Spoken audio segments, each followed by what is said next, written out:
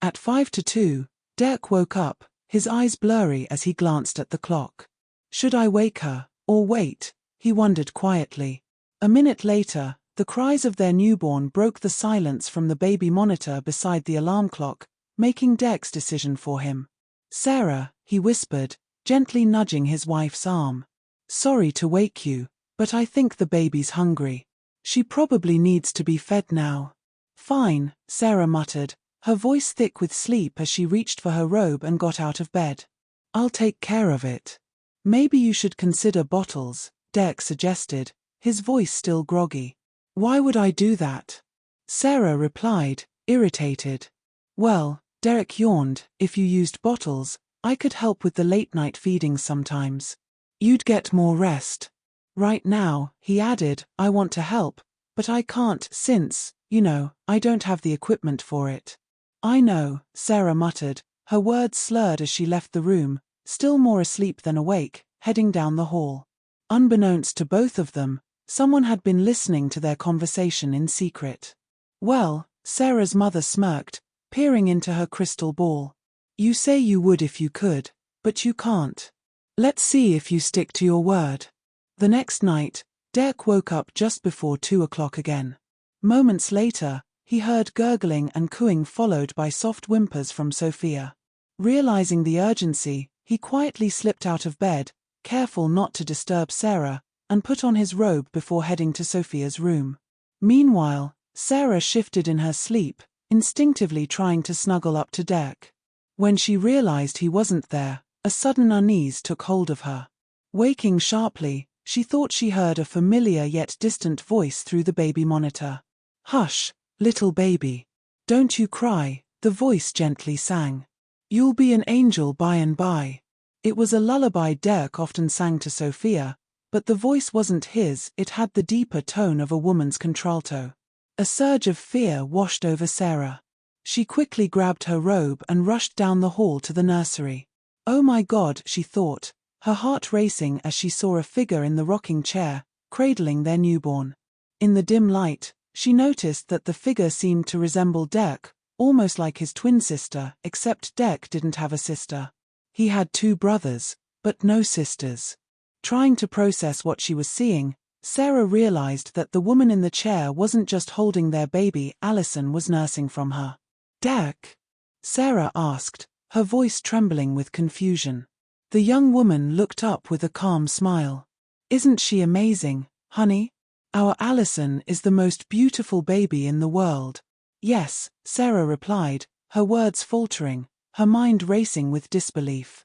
"Yes, she is." "Are you okay?" the woman asked with a gentle, joyful expression. "Yes," she answered, her voice filled with warmth. "Allison and I are doing just fine. Why don't you go back to bed and get some rest? You've been looking so tired lately. You need it." "Don't worry," she reassured Sarah. "Once Allison's done, I'll join you."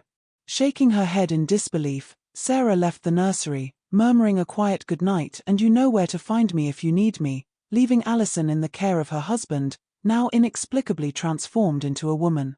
In a voice that reminded her of Samantha Stevens from Bewitched, Sarah entered the master bedroom and sharply called out, "Mother." A calm, disembodied voice responded, "Yes, dear? Why, Mother? Why did you turn Dirk into a woman?" "To help you, dear. I transformed your husband so you could get some rest," her mother explained.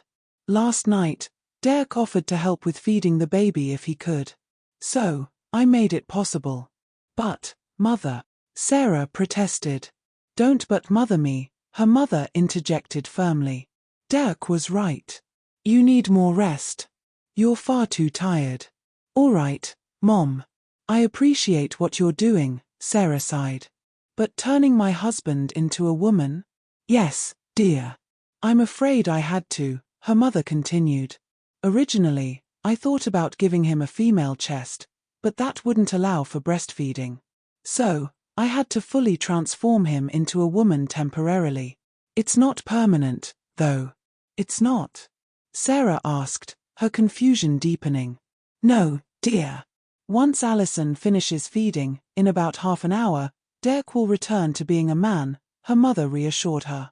The transformation only happens at night.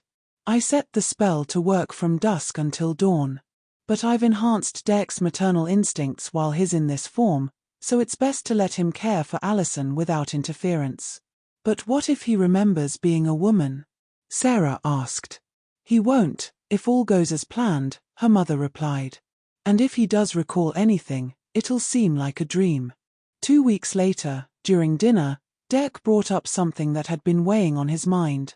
Sarah, I've been thinking about seeing a counselor, he said tentatively.